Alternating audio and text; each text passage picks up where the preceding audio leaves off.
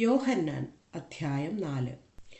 യേശു യോഹന്നാനേക്കാൾ അധികം ശിഷ്യന്മാരെ ചേർത്ത് സ്നാനം കഴിപ്പിക്കുന്നുവെന്ന് പരീശന്മാർ കേട്ടു എന്ന് കർത്താവ് അറിഞ്ഞപ്പോൾ ശിഷ്യന്മാർ അല്ലാതെ യേശു തന്നെ സ്നാനം കഴിപ്പിച്ചില്ല താനും.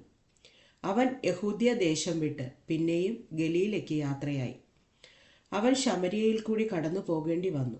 അങ്ങനെ അവൻ സുഖാർ എന്നൊരു ശമര്യ പട്ടണത്തിൽ യാക്കോബ് തൻ്റെ പുത്രനായ യോസെഫിന് കൊടുത്ത നിലത്തിനരികെ എത്തി. അവിടെ യാക്കോബിൻ്റെ ഉറവുണ്ടായിരുന്നു. യേശു വഴി നടന്ന് ക്ഷീണിച്ചിട്ട് ഉറവിനരികെ ഇരുന്നു. അപ്പോൾ ഏകദേശം 6 മണി നേരമായിരുന്നു.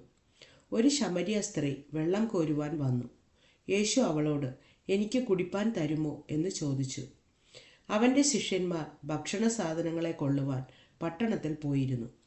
ശമര്യ സ്ത്രീ അവനോട്, നീ യഹൂദനായിരിക്കെ ശമര്യക്കാരത്തിയായ എന്നോട് കുടിപ്പാൻ ചോദിക്കുന്നത് എങ്ങനെ എന്ന് പറഞ്ഞു.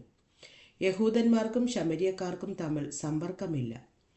അതിന് യേശു, നീ ദൈവത്തിൻ്റെ ദാനവും നിന്നോട് കുടിപ്പാൻ ചോദിക്കുന്നവൻ ആരെന്നും അറിഞ്ഞു എങ്കിൽ നീ അവനോട് ചോദിക്കുകയും അവൻ ജീവനുള്ള വെള്ളം നിനക്ക് തരികയും ചെയ്യുമായിരുന്നു എന്നുത്തരം പറഞ്ഞു.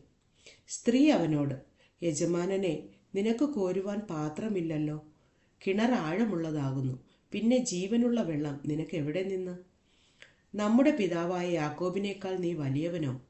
അവനാകുന്നു ഈ കിണർ ഞങ്ങൾക്ക് തന്നത്. അവനും അവൻ്റെ മക്കളും മൃഗങ്ങളും ഇതിലെ വെള്ളം കുടിച്ചു പോന്നു എന്ന് പറഞ്ഞു. യേശു അവളോട്, ഈ വെള്ളം കുടിക്കുന്നവനെല്ലാം പിന്നെയും ദാഹിക്കും. ഞാൻ കൊടുക്കുന്ന വെള്ളം കുടിക്കുന്നവനോ ഒരു നാളും ദാഹിക്കയില്ല. ഞാൻ കൊടുക്കുന്ന വെള്ളം അവനിൽ നിത്യജീവങ്കലേക്ക് പൊങ്ങി വരുന്ന നീരുറവയായി തീരും എന്നുത്തരം പറഞ്ഞു. സ്ത്രീ അവനോട്, യജമാനനെ, എനിക്ക് ദാഹിക്കാതെയും ഞാൻ കോരുവാൻ ഇവിടത്തോളം വരാതെയും ഇരിക്കേണ്ടതിന് ആ വെള്ളം എനിക്ക് തരണം എന്ന് പറഞ്ഞു. യേശു അവളോട്, പോയി ഭർത്താവിനെ വിളിച്ചുകൊണ്ട് വരിക എന്ന് പറഞ്ഞു. എനിക്ക് ഭർത്താവില്ല എന്ന് സ്ത്രീ അവനോട് ഉത്തരം പറഞ്ഞതിന്, എനിക്ക് ഭർത്താവില്ല എന്ന് നീ പറഞ്ഞത് ശരി.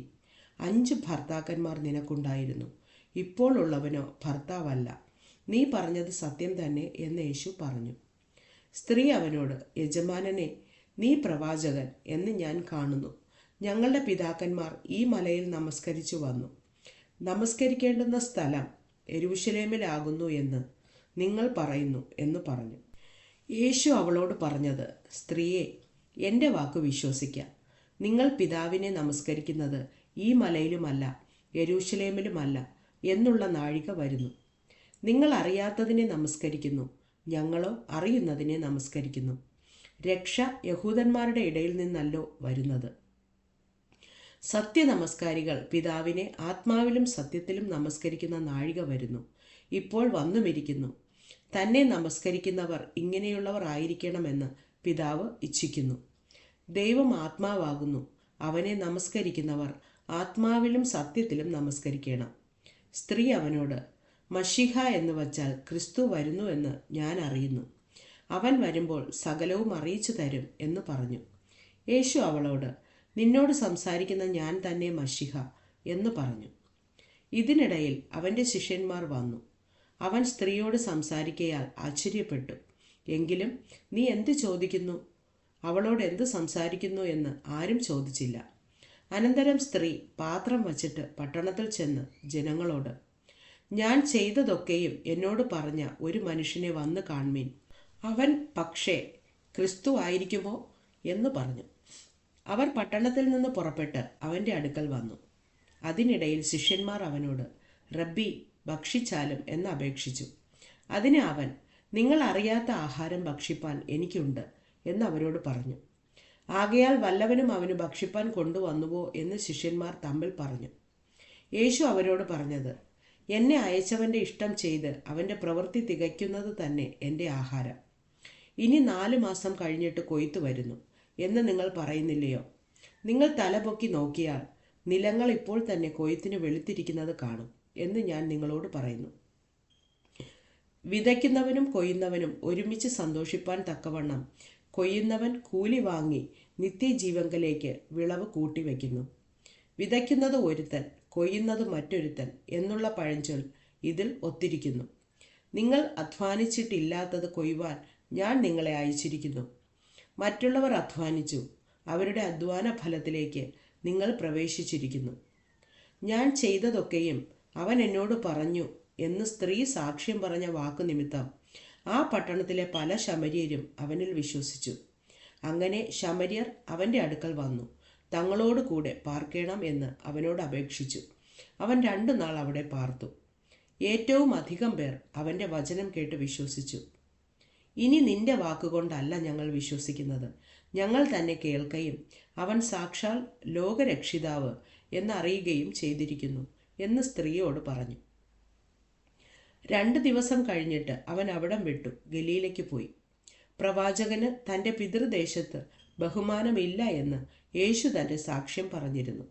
അവൻ ഗലീലയിലെത്തിയപ്പോൾ ഗലീലക്കാർ തങ്ങളും പെരുന്നാളിന് പോയി.